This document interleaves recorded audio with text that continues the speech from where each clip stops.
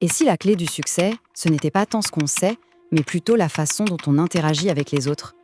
C'est une idée assez puissante, au cœur de l'un des livres les plus influents jamais écrits. On va explorer ensemble 3 techniques fondamentales, des techniques pour mieux comprendre et au fond, pour mieux influencer son entourage. Alors, pour commencer, un chiffre, un seul, 85%. Qu'est-ce que ça peut bien vouloir dire? Eh bien, ce nombre, aussi simple soit-il, pourrait bien détenir la clé de la réussite. Pas seulement au travail, mais dans la vie en général. Et voilà d'où il vient, ce chiffre. C'est une découverte de la Fondation Carnegie, et franchement, elle est assez renversante. Elle nous dit que les compétences techniques, le savoir-faire pur et dur, ne comptent que pour 15% de la réussite. Le reste, les 85%, c'est ce qu'on pourrait appeler l'ingénierie humaine. Autrement dit, la capacité à communiquer, à diriger, à inspirer. C'est ça qui fait toute la différence. C'est énorme comme constat. On en arrive donc au premier grand principe.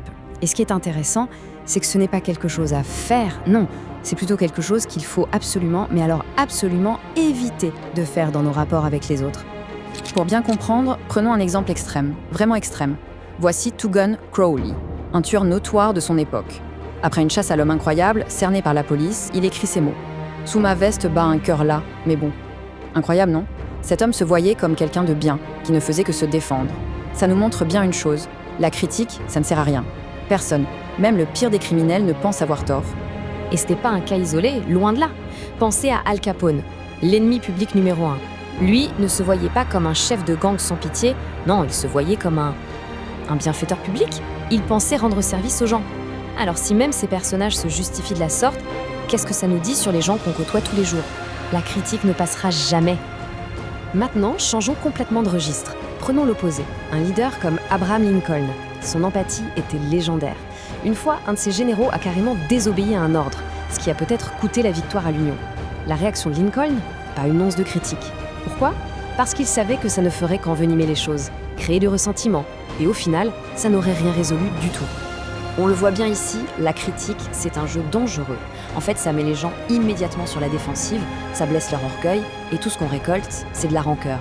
Le premier principe est donc d'une simplicité presque déroutante. Ne critiquez pas, ne condamnez pas et ne vous plaignez pas. C'est tout. Ok, alors, si on ne peut pas critiquer, on fait quoi? Quelle est l'alternative? Pour le comprendre, il faut creuser un peu plus et se demander, qu'est-ce qui nous motive vraiment, au fond? La question est simple, mais elle est fondamentale. Qu'est-ce que tout être humain désire par-dessus tout? Bon, on a tous des besoins évidents, bien sûr. La santé, la nourriture, le sommeil. La plupart du temps, dans nos sociétés, ces besoins-là sont plus ou moins comblés. Mais il y a un autre désir, aussi profond que la faim ou la soif, et qui, lui, est très, très rarement satisfait. C'est ce besoin viscéral de se sentir important, reconnu. Et ça, il y en a un qui l'avait compris bien avant tout le monde, Charles Schwab. On parle de l'un des premiers grands patrons américains à gagner plus d'1 million de dollars par an à l'époque.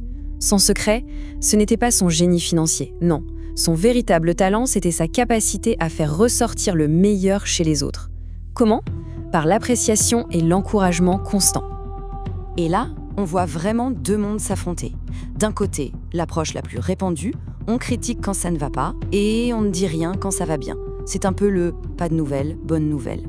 Et de l'autre, l'approche de Schwab, radicalement différente et tellement plus efficace.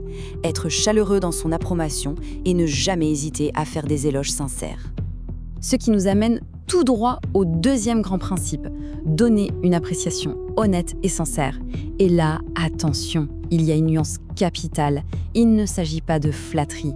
La flatterie, c'est facile, c'est faux, c'est égoïste. L'appréciation sincère, elle, vient du cœur. C'est une reconnaissance authentique des qualités ou des actions de l'autre.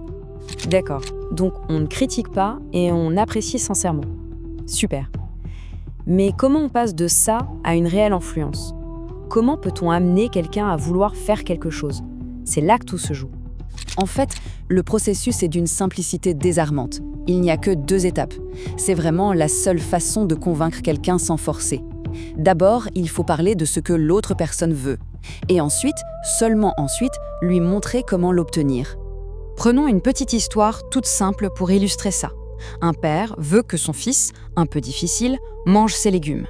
Les ordres, les reproches, rien ne marche. L'enfant s'en fiche complètement de ce que veulent ses parents. Par contre, ce qu'il veut, lui, c'est être plus fort que le petit voisin qui lui pique tout le temps son tricycle. Le père a alors changé de tactique. Il lui a expliqué que manger ses légumes le rendrait assez fort pour enfin battre ce petit tyran. D'un coup, l'enfant a développé un désir ardent de manger.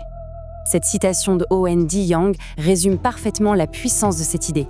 Savoir se mettre à la place des autres, comprendre ce qui les anime, ce qui se passe dans leur tête, c'est une compétence qui n'a pas de prix. C'est la clé de tout. Et on arrive au troisième et dernier principe fondamental de cette analyse. Susciter chez l'autre un désir ardent. Ça demande un changement total de perspective. Il faut arrêter de penser à « qu'est-ce que je veux » et se concentrer à 100% sur qu'est-ce qu'il ou elle veut et comment puis-je l'aider à l'obtenir. Pour finir, il faut bien comprendre une chose. Ces principes, ce ne sont pas des petites astuces ou des techniques de manipulation à utiliser de temps en temps. C'est bien plus profond ça. C'est une véritable philosophie de vie. Il ne s'agit pas de manipuler, pas du tout. Il s'agit d'opérer un changement de perspective qui est finalement assez rare, mais incroyablement puissant. Arrêter de se regarder le nombril pour commencer à s'intéresser sincèrement aux autres. Si on résume, ne pas critiquer, apprécier avec sincérité et s'intéresser aux désirs des autres. Ces trois idées forment un tout cohérent, un état d'esprit qui mène naturellement à de meilleures relations et à une influence positive. Finalement, le vrai défi, il est là. Appliquer ces principes, c'est faire un choix. Le choix de rejoindre ce petit groupe de personnes qui comprennent vraiment le fonctionnement des relations humaines. La question qui se pose est donc, va-t-on s'efforcer de servir les autres avec une compréhension authentique ou va-t-on rester, comme la majorité, dans la foule ? C'est un choix qui peut littéralement changer une vie.